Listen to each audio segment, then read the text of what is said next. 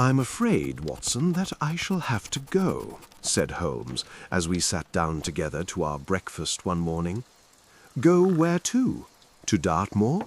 To King's Pyland?" I was not surprised. Indeed, my only wonder was that he had not already been mixed up in this extraordinary case, which was the one topic of conversation through the length and breadth of England. For a whole day my companion had rambled about the room with his chin upon his chest and his brows knitted, charging and recharging his pipe with the strongest black tobacco, and absolutely deaf to any of my questions or remarks. Fresh editions of every paper had been sent up by our newsagent, only to be glanced over and tossed down into a corner. Yet, silent as he was, I knew perfectly well what it was over which he was brooding. There was but one problem before the public which could challenge his powers of analysis, and that was the singular disappearance of the favourite for the Wessex, and the tragic murder of its trainer.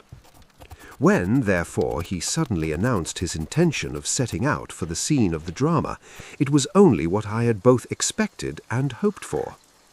"I should be most happy to go down with you if I should not be in the way," said I. "My dear Watson, you would confer a great favour upon me by coming, and I think that your time will not be misspent, for there are points about this case which promise to make it an absolutely unique one. We have, I think, just time to catch our train at Paddington, and I will go further into the matter upon our journey. You would oblige me by bringing with you your very excellent field-glass."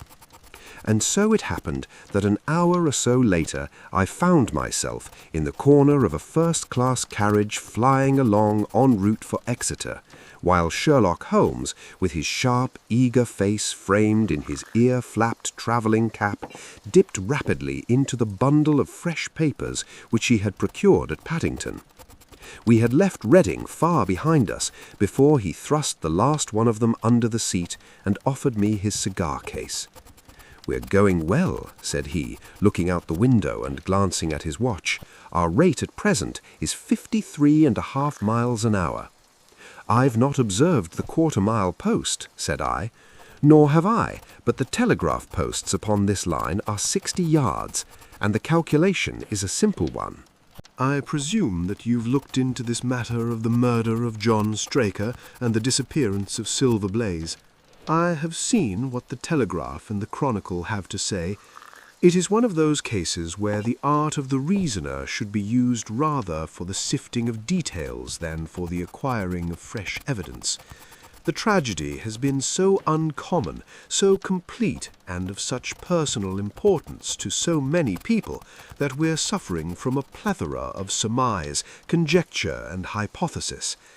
The difficulty is to detach the framework of fact, of absolute, undeniable fact, from the embellishments of theorists and reporters.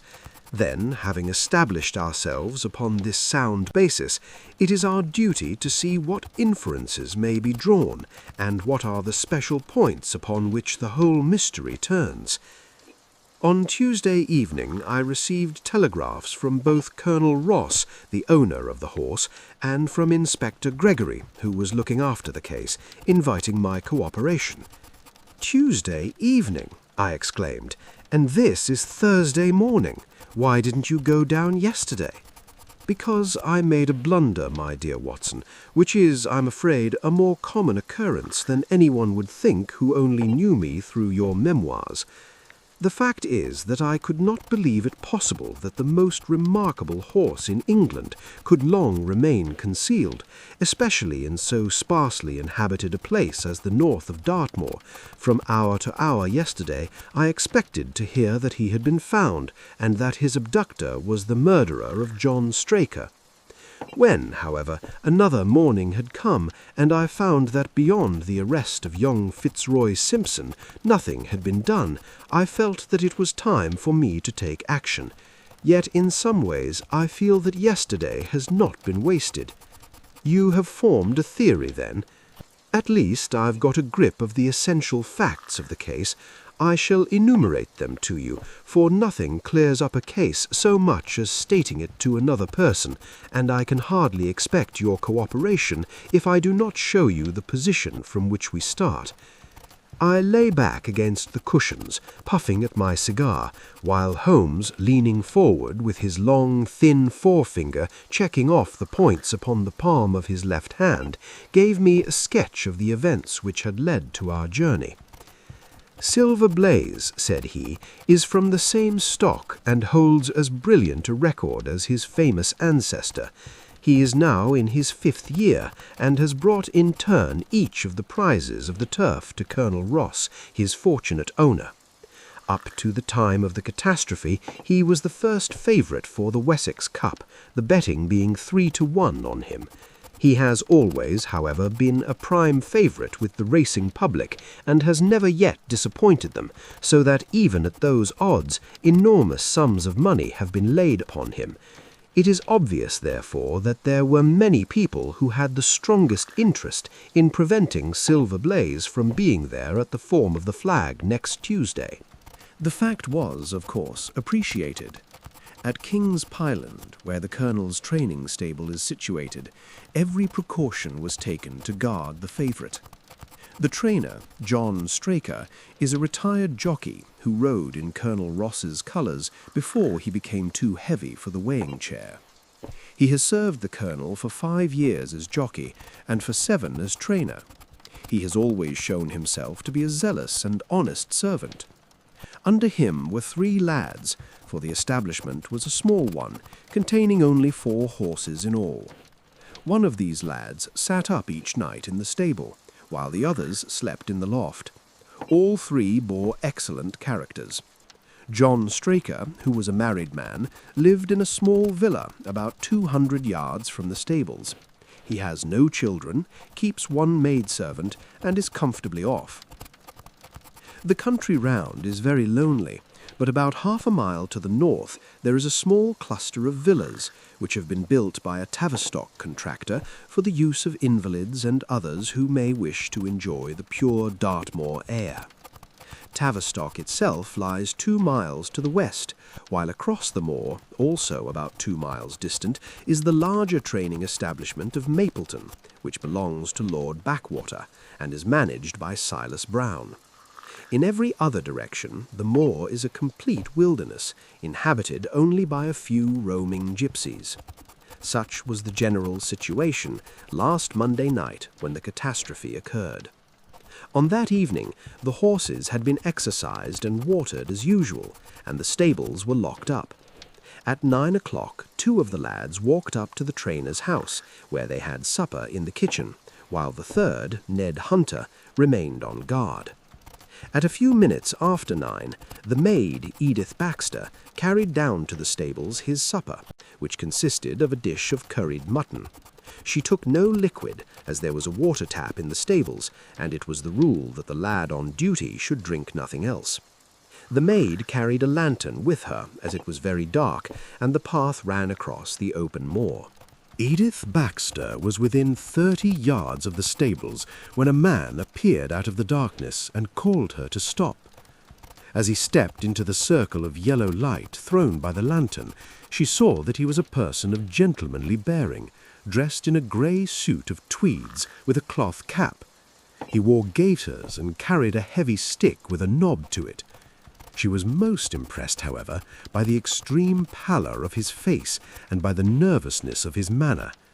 His age, she thought, would be rather over 30 than under it. "Can you tell me where I am?" he asked.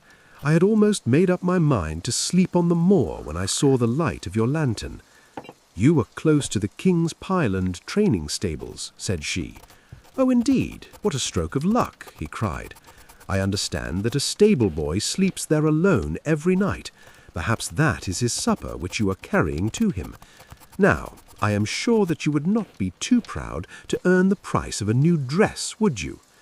He took a piece of white paper folded up out of his waistcoat pocket. "See that the boy has this tonight, and you shall have the prettiest frock that money can buy." She was frightened by the earnestness of his manner, and ran past him to the window through which she was accustomed to hand the meals. It was already opened, and Hunter was seated at the small table inside. She had begun to tell him of what had happened when the stranger came up again.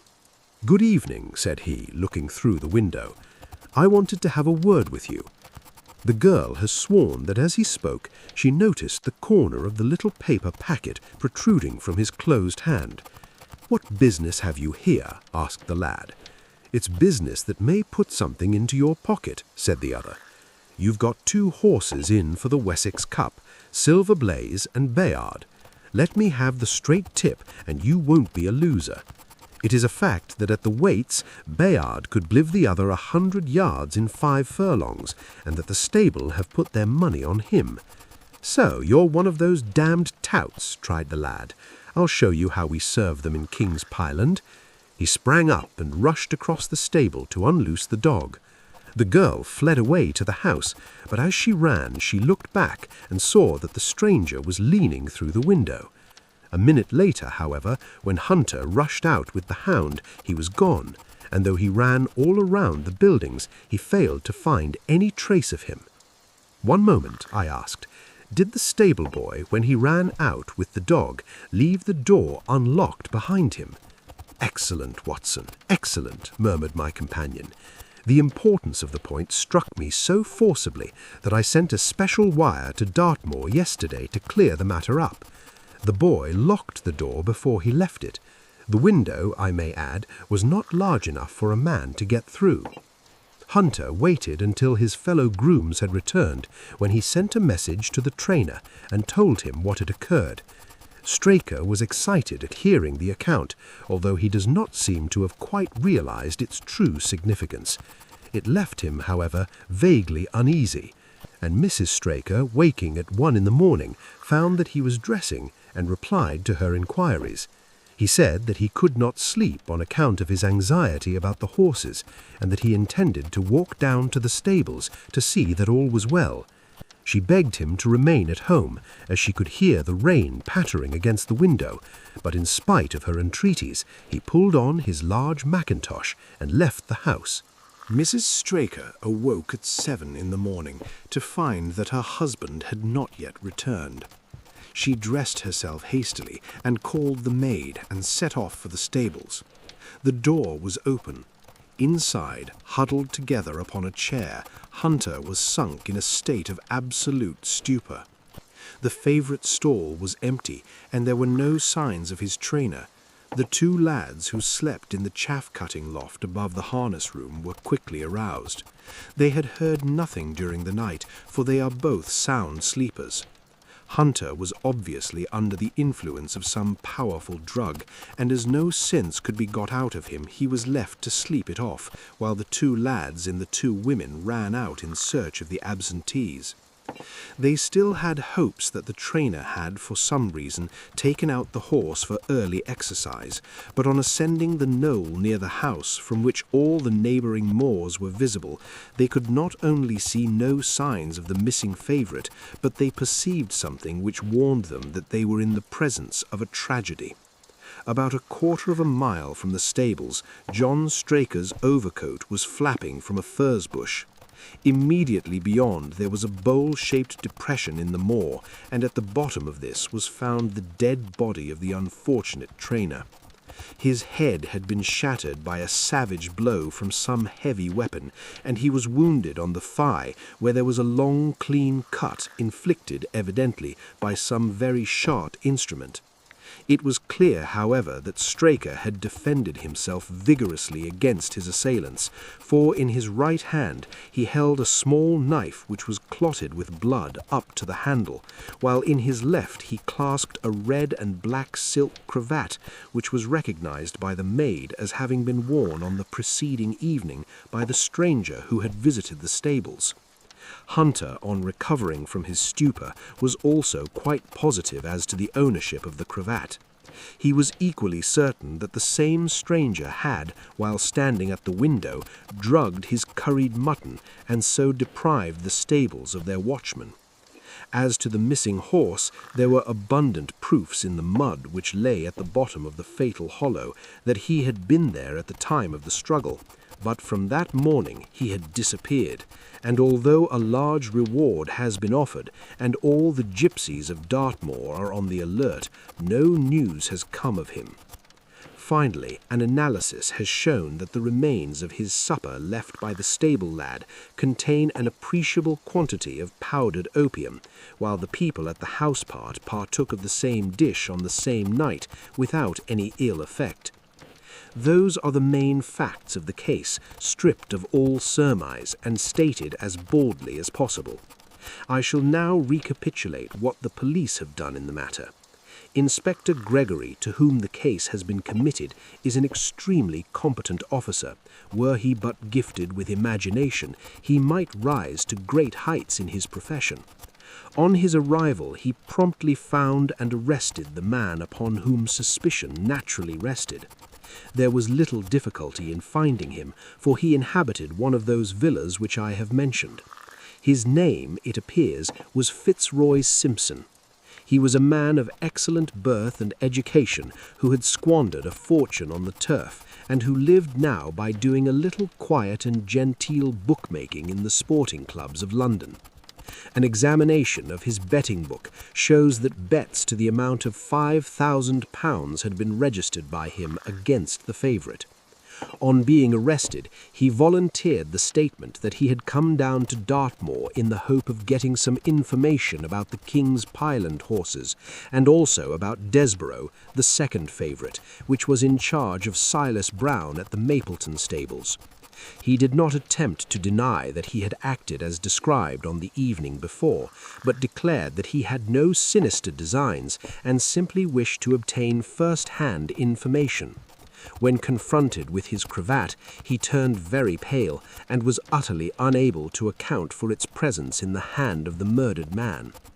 His wet clothing showed that he had been out in the storm of the night before, and his stick, which was a Penang lawyer, weighted with lead, was just such a weapon as might by repeated blows have inflicted the terrible injuries to which the trainer had succumbed.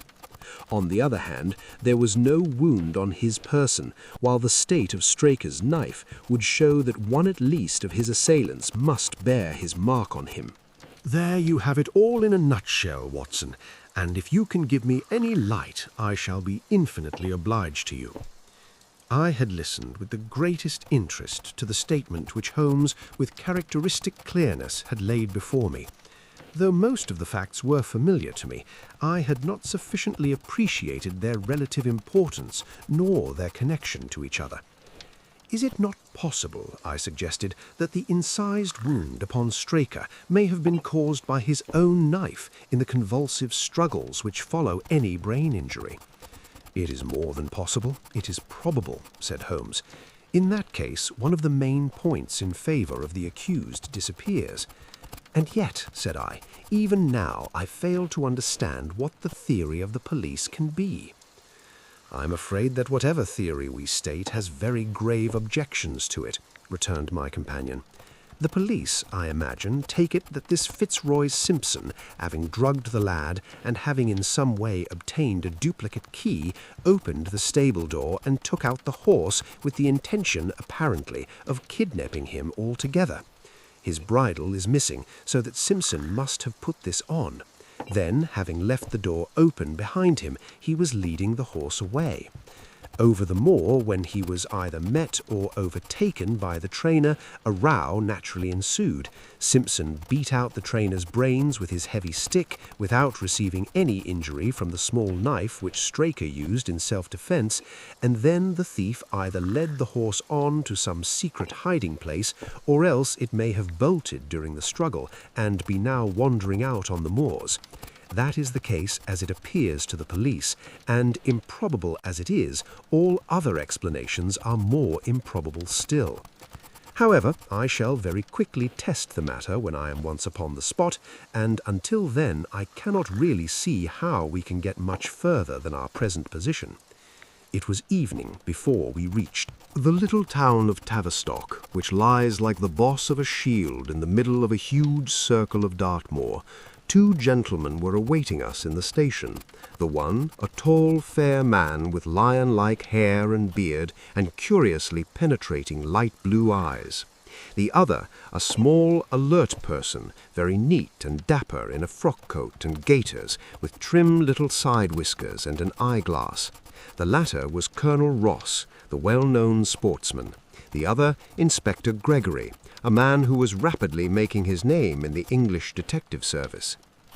"I'm delighted that you have come down, Mr. Holmes," said the Colonel.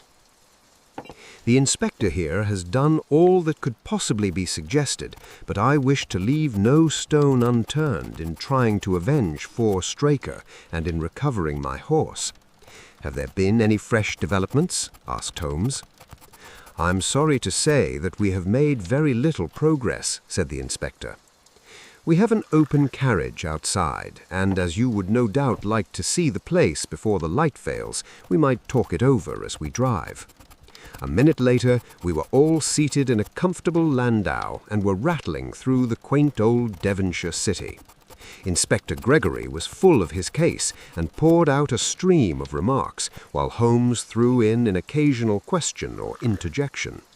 Colonel Ross leaned back with his arms folded and his hat tilted over his eyes, while I listened with interest to the dialogue of the two detectives.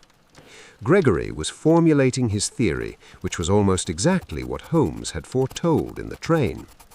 "The net is drawn pretty close round Fitzroy Simpson," he remarked, "and I believe myself that he is our man.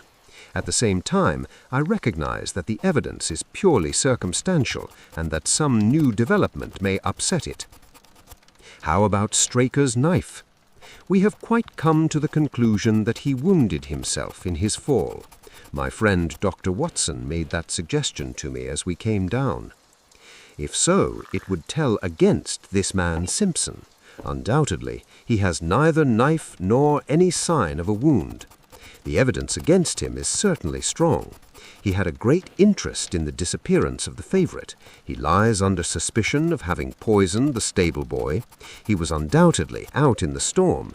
He was armed with a heavy stick, and his cravat was found in the dead man's hand. I really think we have enough to go before a jury." Holmes shook his head. "A clever counsel would tear it all to rags," said he. "Why should he take the horse out of the stable if he wished to injure it? Why could he not do it there? Has a duplicate key been found in his possession? What chemist sold him the powdered opium? Above all, where could he, a stranger to the district, hide a horse, and such a horse as this? What is his own explanation as to the paper which he wished the maid to give to the stable boy? He says that it was a £10 note. One was found in his purse. But your other difficulties are not so formidable as they seem. He is not a stranger to the district. He is twice lodged at Tavistock in the summer. The opium was probably brought from London. The key, having served its purpose, would be hurled away. The horse may be at the bottom of one of the pits or old mines upon the moor. What does he say about the cravat? He acknowledges that it is his and declares that he had lost it, but a new element has been introduced to the case which may account for his leading the horse from the stable. Holmes pricked up his ears. We have found traces which show that a party of gypsies encamped within a mile of the spot where the murder took place. On Tuesday they were gone.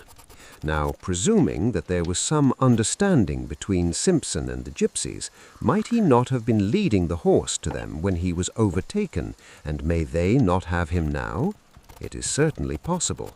The moor is being scoured for these gypsies.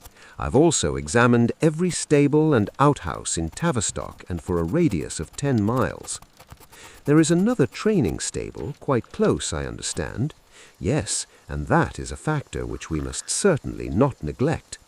As Desborough, their horse was seconded in the betting. They had an interest in the disappearance of the favourite. Silas Brown, the trainer, is known to have had large bets upon the event, and he was no friend to poor Straker. We have, however, examined the stables, and there is nothing to connect him with the affair, and nothing to connect this man Simpson with the interests of the Mapleton stables. Nothing at all. Holmes leaned back in the carriage, and the conversation ceased. A few minutes later, our driver pulled up at a neat little red brick villa with overhanging eaves, which stood by the road. Some distance off, across a paddock, lay a long grey tiled outbuilding. In every other direction, the low curves of the moor, bronze-coloured from the fading ferns, stretched away. Of the skyline, broken only by the steeples of Tavistock and by a cluster of houses away to the westward, which marked the Mapleton stables. We all sprang out, with the exception of Holmes, who continued to lean back with his eyes fixed upon the sky in front of him, entirely absorbed in his own thoughts. It was only when I touched his arm that he roused himself with a violent start and stepped out of the carriage. "Excuse me," he said, turning to Colonel Ross, who had looked at him in some surprise. "I was daydreaming." There was a gleam in his eyes and a suppressed excitement in his manner, which convinced me, used as I was to his ways, that his hand was upon a clue, though I could not imagine where he had found it. "Perhaps you would prefer at once to go on to the scene of the crime, Mr. Holmes," said Gregory. "I think that I should prefer to stay here a little and go into one or two questions of detail. Straker was brought back here, I presume?" "Yes, he lies upstairs. The inquest is tomorrow. He has been in your service some years, Colonel Ross. I have always found him an excellent servant. I presume that you made an inventory of what he had in his pockets at the time of his death, Inspector. I have the things themselves in the sitting-room, if you would care to see them." "I should be very glad." We all filed into the front room and sat round the central table, while the inspector unlocked a square tin box and laid a small heap of things before us. There was a box of vestas, 2 inches of tallow candle, and a briar-root pipe, a pouch of sealskin with half an ounce of long-cut Cavendish, a silver watch with a gold chain, 5 sovereigns in gold, an aluminum pencil case, a few papers, and an ivory-handled knife with a very delicate, inflexible blade, marked Weiss and Company, London. "This is a very singular knife," said Holmes, lifting it up and examining it minutely. "I presume, as I see bloodstains upon it, that it is the one which was found in the dead man's grasp. Watson, this knife is surely in your line." "It is what we call a cataract knife," said I. "I thought so. A very delicate blade, devised for a very delicate work. A strange thing for a man to carry with him upon a rough expedition, especially as it would not shut in his pocket. The tip was guarded by a disc of cork which we found beside his body," said the inspector. "His wife tells us that the knife had lain upon the dressing-table and that he had picked it up as he left the room. It was a poor weapon, but perhaps the best that he could lay his hands on at the moment." "Very possible. How about these papers? 3 of them are receipted hay dealers' accounts. One of them is a letter of instructions from Colonel Ross. This other is a milliner's account for £37.15, made out by Madame Le Sourier of Bond Street to William Derbyshire. Mrs. Straker tells us that Derbyshire was a friend of her husband's, and that occasionally his letters were addressed here. Madame Derbyshire had somewhat expensive tastes," remarked Holmes, glancing down the account. 22 guineas is rather heavy for a single costume. However, there appears to be nothing more to learn, and we may now go down to the scene of the crime." As we emerged from the sitting-room, a woman who had been waiting in the passage took a step forward and laid her hand upon the inspector's sleeve.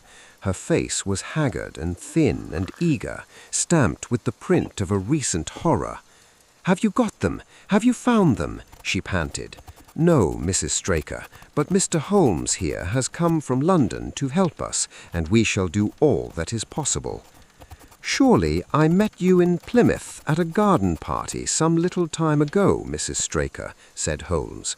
"No, sir, you're mistaken." "Dear me, Why, I could have sworn to it. You wore a costume of dove-coloured silk with ostrich feather trimming." "I never had such a dress, sir," answered the lady. "Ah, that quite settles it," said Holmes, and with an apology he followed the inspector outside. A short walk across the moor took us through the hollow in which the body had been found. At the brink of it was the first bush upon which the coat had been hung. "There was no wind that night, I understand," said Holmes. "None but very heavy rain. In that case the overcoat was not blown against the furze bush, but placed there. Yes, it was laid across the bush. You fill me with interest. I perceive that the ground has been trampled up a good deal. No doubt many feet have been here since Monday night. A piece of matting has been laid here at the side, and we have all stood upon that. Excellent. In this bag I have one of the boots which Straker wore, one of Fitzroy Shoe's shoes, and a cast horseshoe of silver blaze. My dear Inspector, you surpass yourself." Holmes took the bag, and descending into the hollow, he pushed the matting into a more central position. Then, stretching himself on his face and leaning his chin upon his hands, he made a careful study of the trampled mud in front of him. "Hello," he said suddenly. "What's this?" It was a wax vesta, half burned, which was so coated with mud that it looked at first like a little chip of wood. "I cannot think how I came to overlook it," said the inspector, with an expression of annoyance. "It was invisible, buried in the mud. I only saw it because I was looking for it." "What, you expected to find it?" "I thought it not unlikely." He took the boots from the bag and compared the impressions of each of them with marks on the ground. Then he clambered up to the rim of the hollow and crawled about among the ferns and bushes. "I'm afraid that there are no more tracks," said the inspector. "I've examined the ground very carefully for 100 yards in each direction." "Indeed," said Holmes, rising. "I should have the impertinence to do it again after what you say, but I should like to take a little walk over the moor before it grows dark, that I may know my ground tomorrow, and I think that I shall put this horseshoe into my pocket. Good luck." Colonel Ross, who had shown some signs of impatience at my companion's quiet and systematic method of work, glanced at his watch. "I wish you would come back with me, Inspector," said he. "There are several points on which I should like your advice, and especially as to whether we do not owe it to the public to remove our horse's name from the entries for the cup." "Certainly not," cried Holmes with decision. "I should let the name stand." The colonel bowed. "I am very glad to have had your opinion, sir," he said. "You will find us at poor Straker's house when you have finished your walk, and we can drive together into Tavistock." He turned back with the inspector, while Holmes and I walked slowly across the moor. The sun was beginning to sink behind the stables of Mapleton, and the long sloping plain in front of us was tinged with gold, deepening into rich ruddy browns where the faded ferns and brambles caught the evening light. But the glories of the landscape were all wasted upon my companion, who was sunk in the deepest thought. "It's this way," said he at last. "We may leave the question of who killed John Straker for the instant, and confine ourselves to finding out what has become of the horse. Now, supposing that he broke away during or after the tragedy, where could he have gone to? The horse is a very gregarious creature. If left to himself, his instincts would have been either to return to King's Pyland or go over to Mapleton. Why should he run wild upon the moor? He would surely have been seen by now. And why should gypsies kidnap him?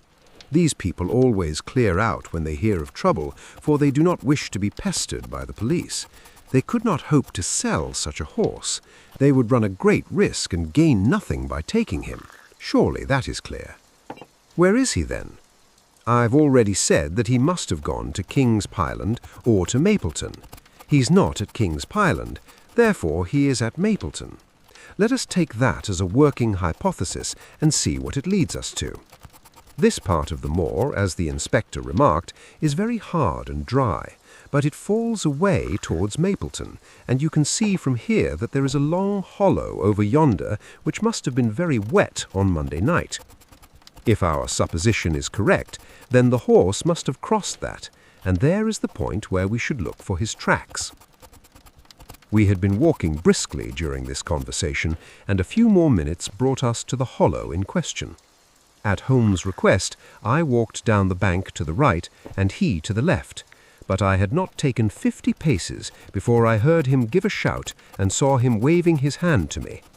The track of a horse was plainly outlined in the soft earth in front of him, and the shoe, with which he took from his pocket, exactly fitted the impression. "See the value of imagination," said Holmes. "It is the one quality which Gregory lacks. We imagined what might have happened, acted upon the supposition, and find ourselves justified. Let us proceed." We crossed the marshy bottom and passed over a quarter of a mile of dry, hard turf. Again the ground sloped, and again we came on the tracks. Then we lost them for half a mile, but only to pick them up once more, quite close to Mapleton. It was Holmes who saw them first, and he stood pointing with a look of triumph upon his face. A man's track was visible beside the horse's. "The horse was alone before," I cried. "Quite so, it was alone before. Hullo, what is this? The double track turned sharp off and took the direction of King's Pyland." Holmes whistled, and we both followed along after it.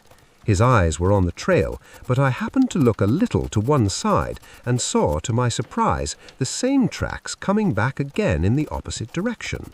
"One for you, Watson," said Holmes, when I pointed it out. "You have saved us a long walk, which would have brought us back on our own traces. Let us follow the return track."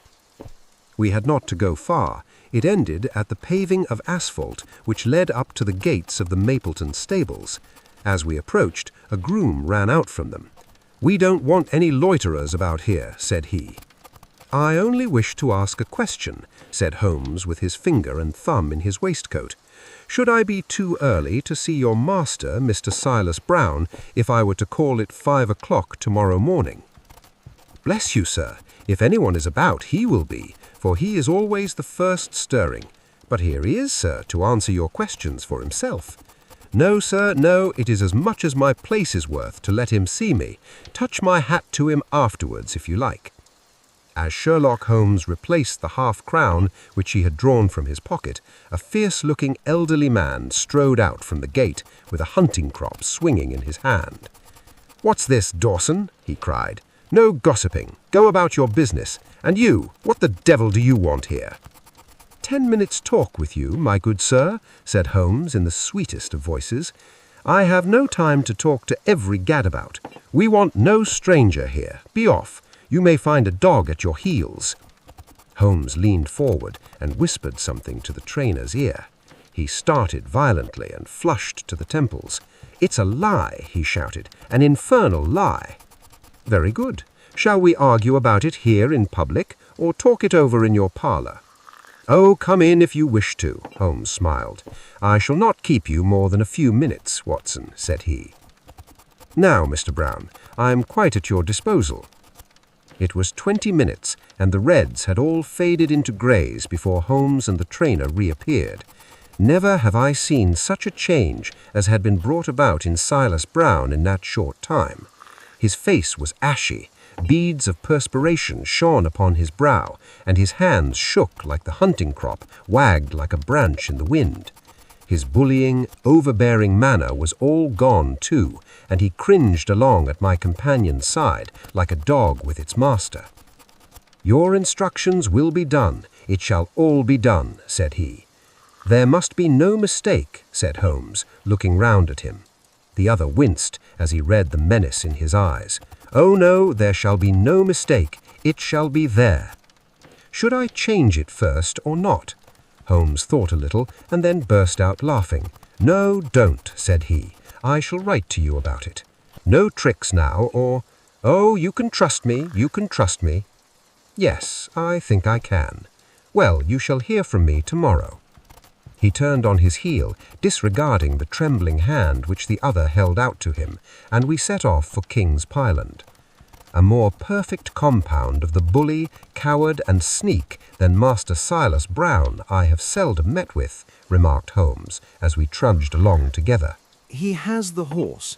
Then he tried to bluster out of it, but I described to him so exactly what his actions had been upon that morning that he is convinced that I was watching him. Of course, you observed the peculiarly square toes in the impressions, and that his own boots exactly corresponded to them. Again, of course, no subordinate would have dared to do such a thing.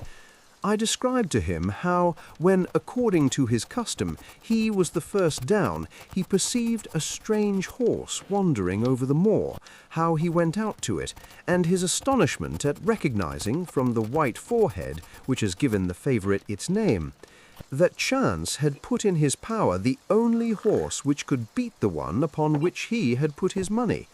Then I described how his first impulse had been to lead him back to King's Pyland, and how the devil had shown him how he could hide the horse until the race was over, and how he had led it back and concealed it at Mapleton. When I told him every detail, he gave it up, and thought only of saving his own skin. But his stables had been searched. Oh, an old horse-faker like him has many a dodge. But are you not afraid to leave the horse in his power now, since he has every interest in injuring it? My dear fellow, he will guard it as the apple of his eye. He knows that his only hope of mercy is to produce it safe. Colonel Ross did not impress me as a man who would be likely to show much mercy in any case. The matter does not rest with Colonel Ross. I follow my own methods, and tell as much or as little as I choose. That is the advantage of being unofficial. I don't know whether you observed it, Watson, but the Colonel's manner has been just a trifle cavalier to me. I am inclined now to have a little amusement at his expense. Say nothing to him about the horse. Certainly not without your permission, and of course this is all quite a minor point compared to the question of who killed John Straker, and you will devote yourself to that. On the contrary, we both go back to London by the night train. I was thunderstruck by my friend's words. We had only been a few hours in Devonshire, and that he should give up an investigation which he had begun so brilliantly was quite incomprehensible to me. Not a word more could I draw from him until we were back at the trainer's house. The Colonel and the Inspector were awaiting us in the parlour. "My friend and I returned to town by the night express," said Holmes. "We have had a charming little breath of your beautiful Dartmoor air." The Inspector opened his eyes, and the Colonel's lip curled in a sneer. "So you despair of arresting the murderer of poor Straker," said he. Holmes shrugged his shoulders. "There are certainly grave difficulties in the way," said he. "I have every hope, however, that your horse will start upon Tuesday, and I beg that you will have your jockey in readiness. Might I ask for a photograph of Mr. John Straker?" The Inspector took one from an envelope and handed it to him. "My dear Gregory, you anticipate all my wants. If I might ask you to wait here for an instant, I have a question which I should like to put to the maid. I must say that I am rather disappointed in our London consultant," said the Colonel bluntly as my friend left the room. "I do not see that we are any further than when he came." "At least you have his assurance that your horse will run," said I. "Yes, I have his assurance," said the Colonel with a shrug of his shoulders. "I should prefer to have the horse." I was about to make some reply in defence of my friend when he entered the room again. "Now, gentlemen," said he, "I am quite ready for Tavistock." As we stepped into the carriage, one of the stable lads held the door open for us. A sudden idea seemed to occur to Holmes, for he leant forward and touched the lad upon the sleeve. "You have a few sheep in the paddock," said he. "Who attends to them?" "I do, sir." "Have you noticed anything amiss of late?" "Well, sir, not of much account, but 3 of them have gone lame, sir." I could see that Holmes was extremely pleased, for he chuckled and rubbed his hands together. "A long shot, Watson, a very long shot," said he, pinching my arm. Gregory, let me recommend to your attention this singular epidemic among the sheep. Drive on, coachman." Colonel Ross still wore an expression which showed the poor opinion which he had formed of my companion's ability, but I saw by the inspector's face that his attention had been keenly aroused. "You consider that to be important?" he asked. "Exceedingly so. Is there any point to which you would wish to draw my attention?" "To the curious incident of the dog in the night-time." "The dog did nothing in the night-time. That was the curious incident," remarked Sherlock Holmes. 4 days later, Holmes and I were again in the train bound for Winchester to see the race for the Wessex Cup. Colonel Ross met us by appointment outside the station, and we drove in his drag to the course beyond the town. His face was grave, and his manner was cold in the extreme. "I've seen nothing of my horse," said he. "I suppose that you would know him when you saw him?" asked Holmes. The colonel was very angry. "I have been on the turf for 20 years and never was asked such a question as that before," said he. "A child would know, Silver Blaze with his white forehead and his mottled-off foreleg." "How is the betting?" "Well, that is the curious part of it. You could have got 15 to 1 yesterday, but the price has become shorter and shorter until you can hardly get 3 to 1 now." Said Holmes. "Somebody knows something, that is clear." As the drag drew up in the enclosure near the grandstand, I glanced at the card to see the entries. "Wessex Plate," it ran, 50 sovereigns each, half forfeit, with 1,000 sovereigns added for 4- and 5-year-olds. Second, £300, third, £200. New course, 1 mile and 5 furlongs. Mr. Heath Newton's The Negro, red cap, cinnamon jacket. Colonel Wardlaw's Pugilist, pink cap, blue and black jacket. Lord Backwater's Desborough, yellow cap and sleeves. Colonel Ross's Silver Blaze, black cap, red jacket. Duke of Balmoral's Iris, yellow and black stripes. Lord Singlefoot's Rasper, purple cap, black sleeves. "We scratched our other one and put all hopes on your word," said the colonel. "Why, what is that? Silver Blaze favourite?" 5 to 4 against Silver Blaze, roared the ring. 5 to 4 against Silver Blaze. 5 to 15 against Desborough. 5 to 4 on the field. "There are the numbers up," I cried. "There are all 6 there." "All 6 there." "Then my horse is running," cried the colonel in great agitation. "But I don't see him. My colours have not passed. Only 5 have passed. This must be he." As I spoke, a powerful bay horse swept out from the weighing enclosure and cantered past us, bearing on its back the well-known black and red of the colonel.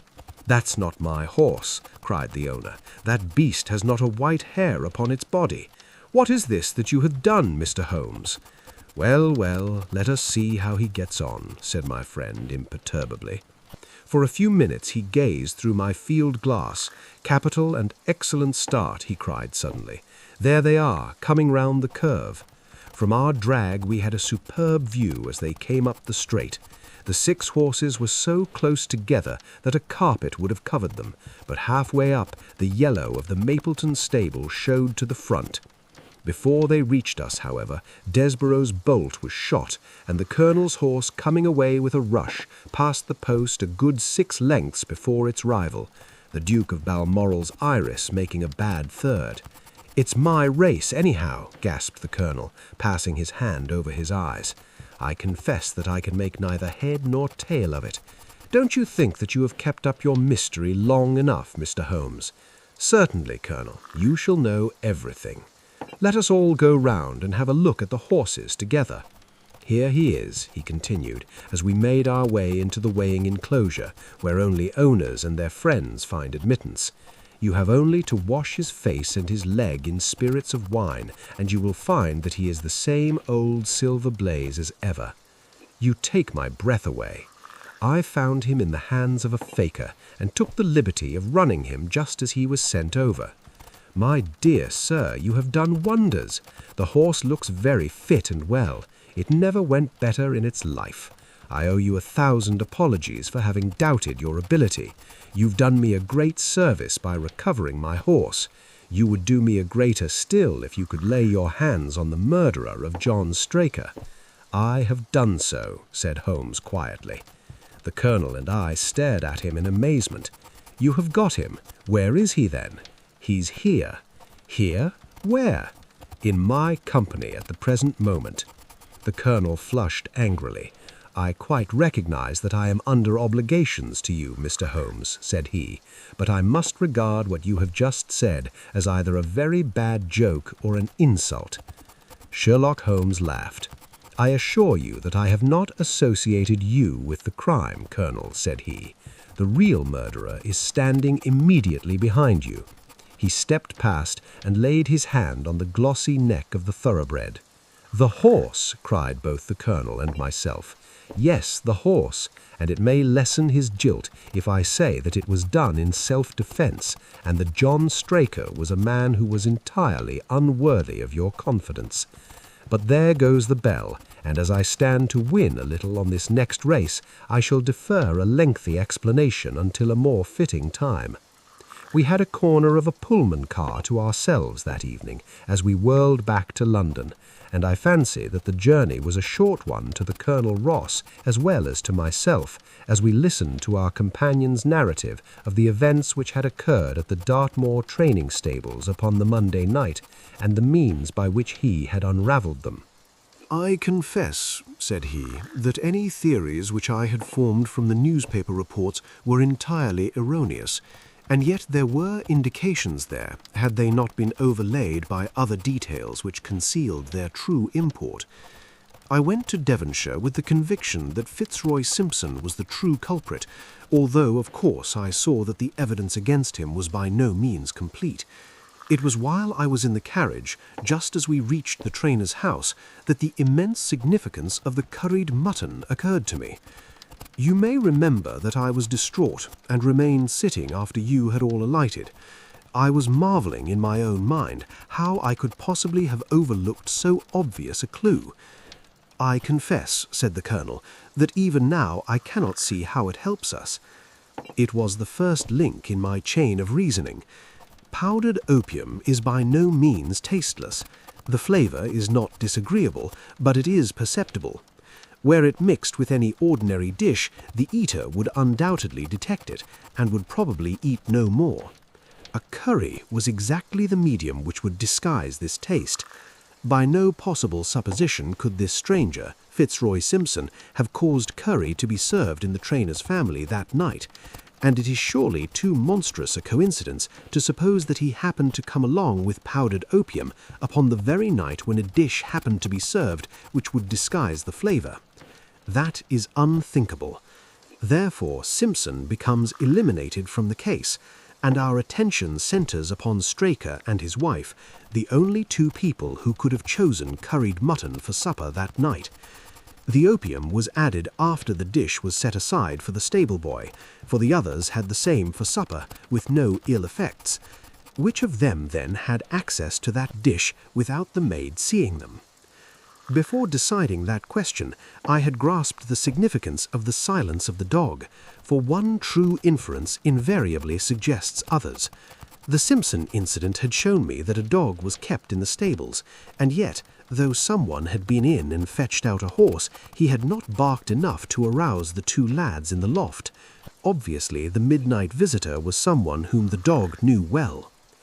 I was already convinced, or almost convinced, that John Straker went down to the stables in the dead of the night and took out Silver Blaze. For what purpose?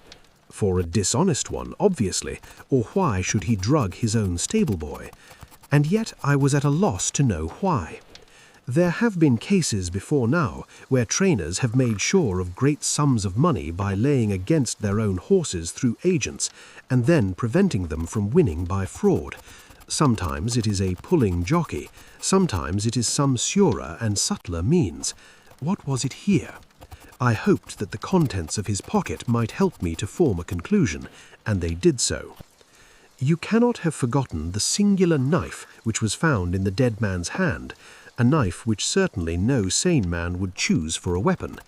It was, as Dr. Watson told us, a form of knife which is used for the most delicate operations known in surgery, and it was to be used for a delicate operation that night.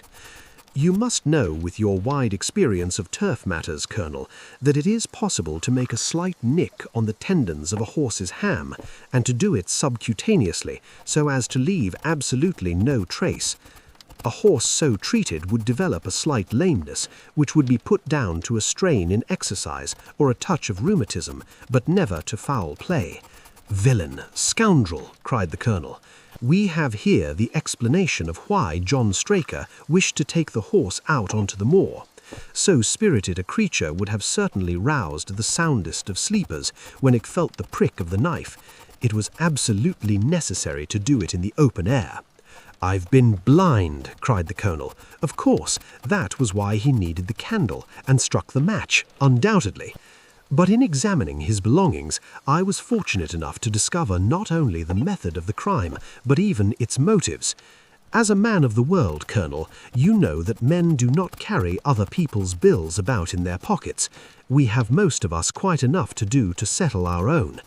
I at once concluded that Straker was leading a double life and keeping a second establishment. The nature of the bill showed that there was a lady in the case, and one with expensive tastes. Liberal as you are with your servants, one can hardly expect that they can buy 20 guinea walking dresses for their ladies. I questioned Mrs. Straker about the dress without her knowing it, and having satisfied myself that it had never reached her, I made a note of the milliner's address, and felt that by calling there with Straker's photograph, I could easily dispose of the mythical Derbyshire. From that time on, all was plain. Straker had led out the horse to a hollow where his light would be invisible. Simpson, in his flight, had dropped his cravat, and Straker had picked it up with some idea, perhaps, that he might use it in securing the horse's leg. Once in the hollow, he had got behind the horse and had struck a light, but the creature, frightened at the sudden glare, and with the strange instinct of animals, feeling that some mischief was intended, had lashed out, and the steel shoe had struck Straker full on the forehead. He had already, in spite of the rain, taken off his overcoat in order to do his delicate task, so, as he fell, his knife gashed his thigh. Do I make it clear?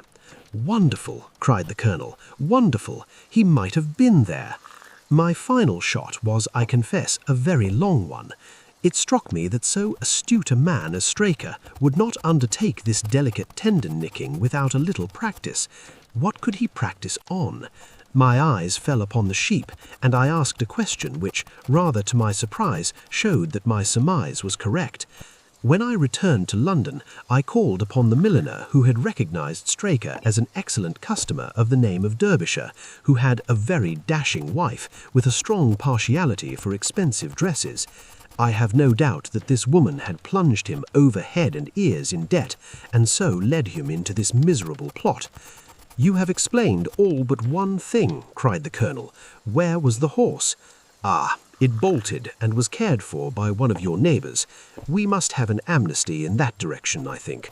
This is Clapham Junction, if I'm not mistaken, and we shall be in Victoria in less than 10 minutes. If you care to smoke a cigar in our rooms, Colonel, I shall be happy to give you any other details which might interest you."